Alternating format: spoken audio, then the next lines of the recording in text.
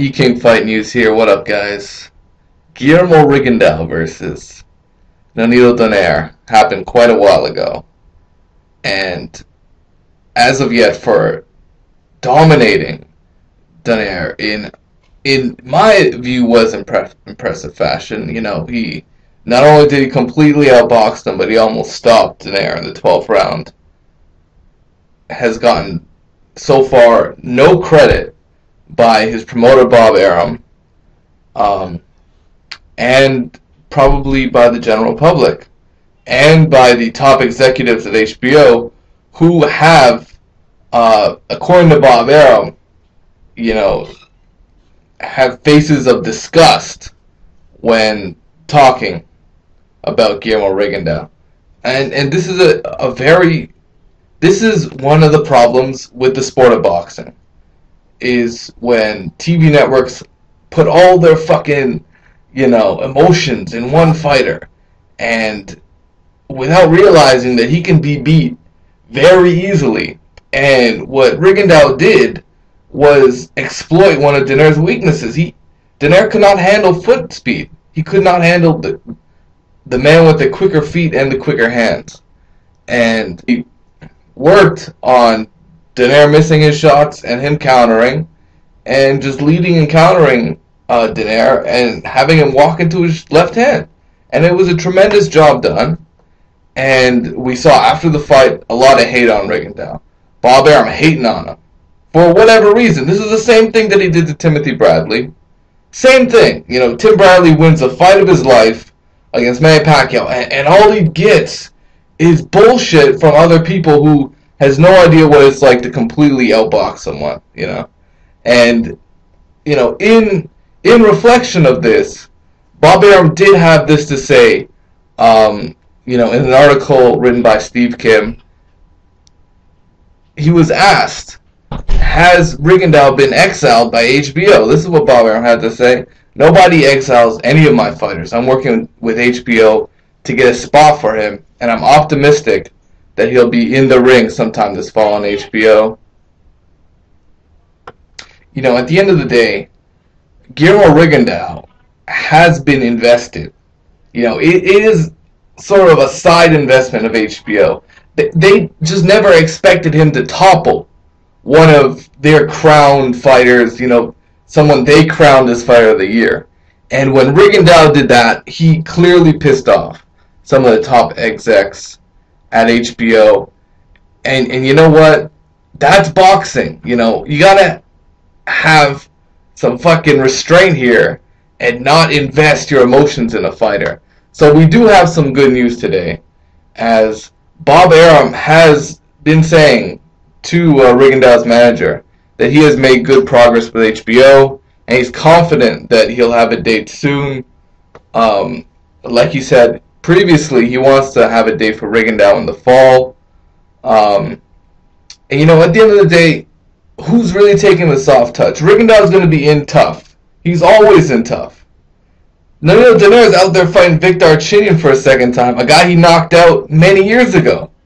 That fight has no substance to it. It has no... where does he go from there?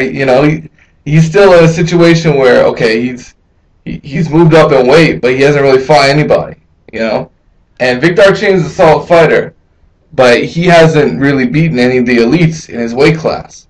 So overall, we want to see if Donaire thinks he can beat Rigondeaux. Let's see the rematch. That's really the fight that makes sense right now.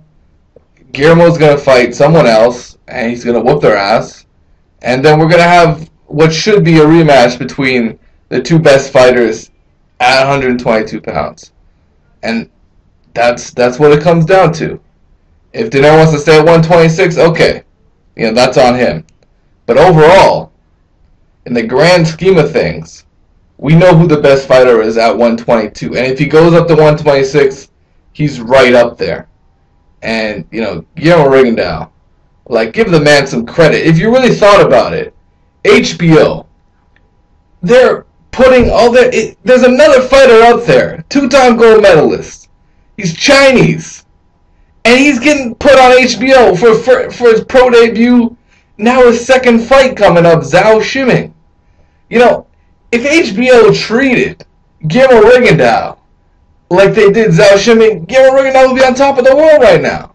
You know, if Guillermo Rigondeaux was knocking guys out, if Guillermo Rigondeaux, you know, it's and what it is about is it could be about, you know, sour grapes. You know, if you really think about it, this could be an issue of skin color.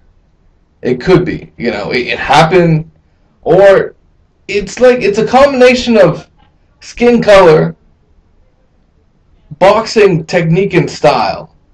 Like in HBO, they've always been guilty of hating on pure boxers. You know, Floyd Mayweather is one of them back when he was young, and Guillermo Rigondeaux is another one of these pure boxers coming up. Timothy Bradley, when he purely boxed, Pacquiao, all he got for it was hate, right? And you look at Shiming, you know, another two-time gold medalist. Look at HBO promoting the hell out of them, you know, promoting the hell out of them. And if he continues to win, he's going to be the next big thing, you know? But Guillermo Rigondeaux, and he's really had the hard life down in Cuba, where you can't just have $1 million fight in Cuba. You know, it just doesn't work like that. You know, but that's probably makes him stronger to this day. Overall, Guillermo Rigondeaux, give him the credit he deserves, man. And hopefully in his next fight, he's going to be in there tough, and he's going to show who the best fighter is. And you got to think about it. And really, Guillermo Rigondeaux has looked good in his previous fight. He hasn't really looked, you know, incredibly boring or incredibly unexciting. You know, and to be honest, with the commentators at HBO, they had built-in excuses for Nonito Donaire just in case. Like they had a feeling that something, you know, might be off with Donaire, and just in case Rigondeaux boxes that masterclass, they had built-in excuses. And if you don't believe me, you can listen to the audio. I got it right here. You're throwing one punch at a time. I want to see more. Right there, keep going. He's backing up. Come on, let's go. Come on, stay on him. Jab, jab. Come on. He bends down to his right there. That's where the right uppercut goes. Come on, stay on him. Come on, let's go. You gotta find it.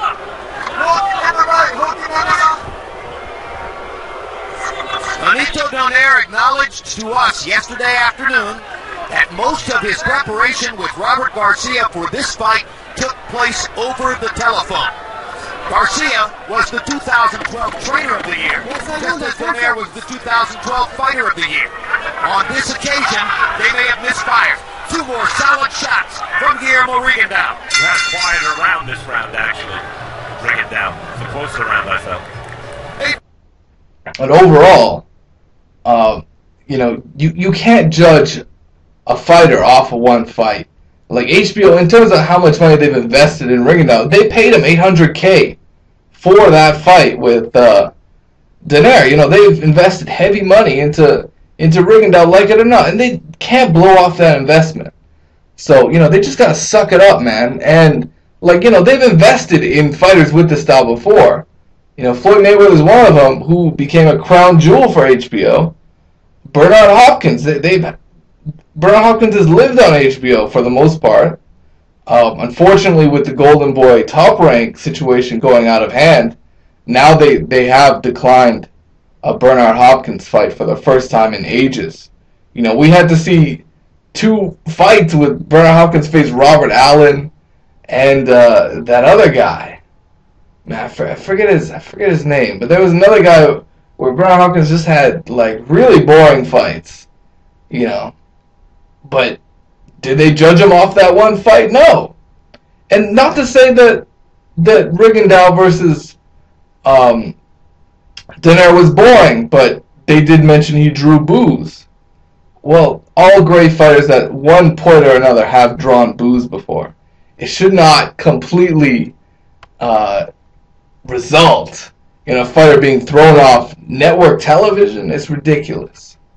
So hopefully, HBO seems to be coming around. Guillermo Rigondeaux deserves credit, and he deserves a comeback on HBO as the main event. But hopefully that happens. So let me know what you guys think. I want everybody's opinion. It is what it is. Peace out. Take care.